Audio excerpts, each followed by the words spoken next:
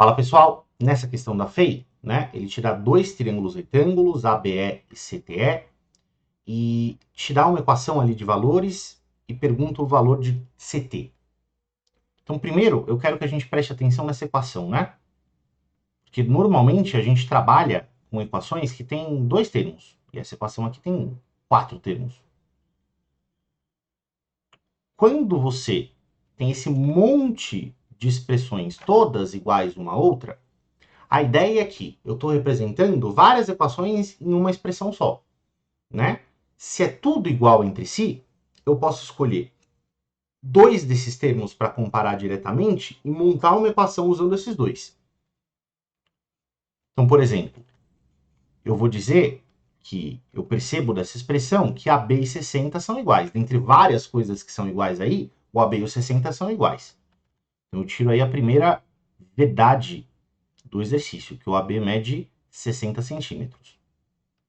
De novo, entre as várias coisas que estão marcadas como sendo iguais ali, o CE e o 60 são iguais. Então, CE mede 60 centímetros também. E por último, AE sobre 3 dá 60.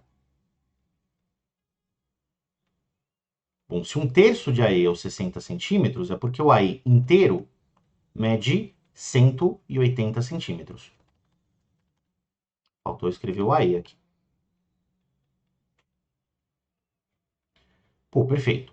Então, agora, preenchendo essas informações na minha figura, né? Tem 60 aqui no lado AB, CE mede 60, e o AE, que é a hipotenusa do triângulo grandão, mede 180.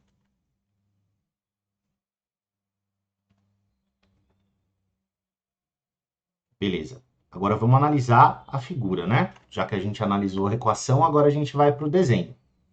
Eu percebo que os dois triângulos são retângulos, o exercício marcou esses ângulos retos, e está um encaixado dentro do outro. Essa é uma das situações que você tem que se acostumar a enxergar como uma situação típica de semelhança de triângulos, certo? Quando eu tenho, lembra que o caso básico de semelhança de triângulos é o caso ângulo-ângulo. Ou seja, se dois triângulos têm dois ângulos em comum, eu já consigo garantir que eles são semelhantes. E se eu tenho essa situação em que um triângulo está encaixado dentro do outro, eles compartilham um ângulo, eles compartilham um vértice, né? Isso é uma situação típica de exercício que acaba em semelhança. Porque basicamente você já garante metade da condição de semelhança só nesse ângulo que eles têm em comum. Né? E se acontecer, por exemplo, nesse exercício em que eu tenho o mesmo ângulo reto para os dois triângulos em alguma outra posição, vai acabar que eles são semelhantes sim. Então esse ângulo alfa, se eu chamar o ângulo do vértice E de alfa, percebe que ele é ângulo tanto do triângulo CTE, que é o triângulo pequeno, quanto do triângulo ABE, que é o triângulo grande. Já dá para montar semelhanças, a gente enxergou que eles são semelhantes.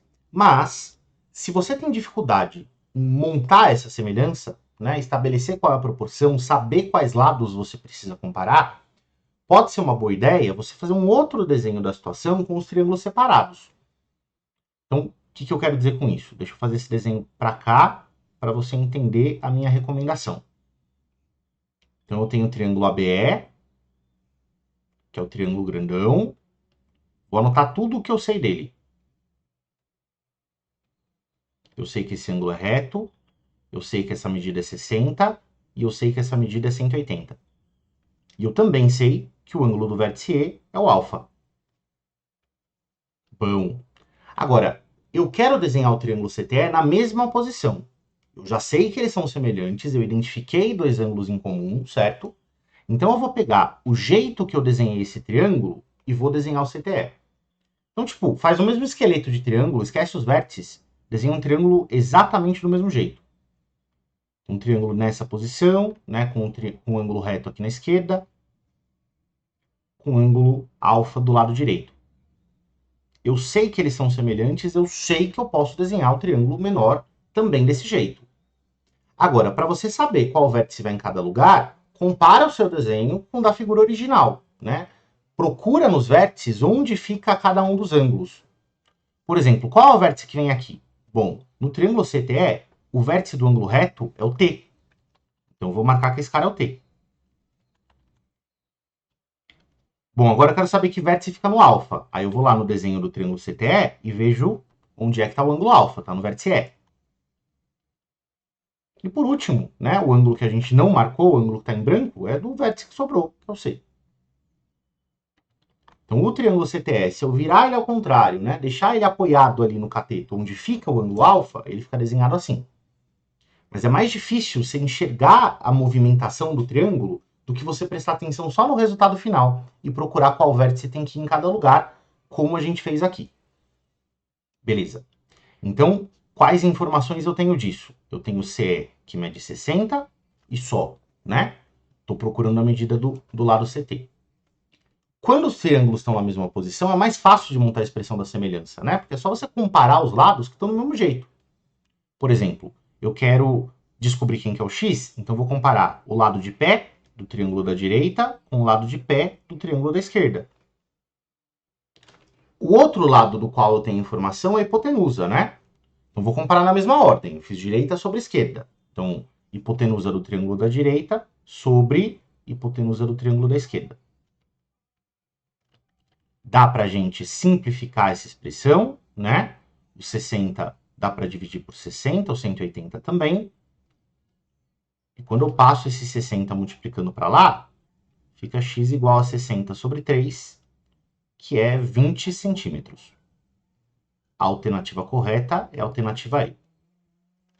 Eu recomendo, certo, que enquanto você não está 100% à vontade para montar a semelhança direto da figura original, que você faça esse exercício de você separar as figuras.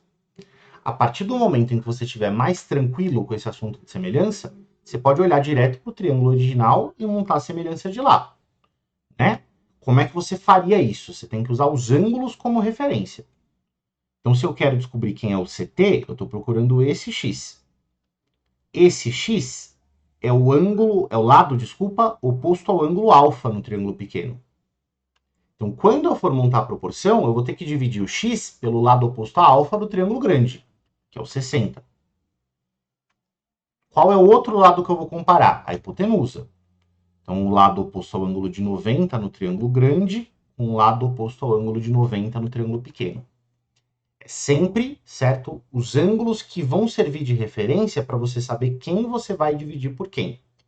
Respeitando sempre a mesma ordem de triângulos que você usou numa fração, tem que usar a mesma ordem na outra também, tá bom? Não tem um jeito certo, tipo, tem que fazer x sobre 60 ou 60 sobre x. Pode escolher, desde que você compare as coisas na mesma ordem dos dois lados da equação, tá bom?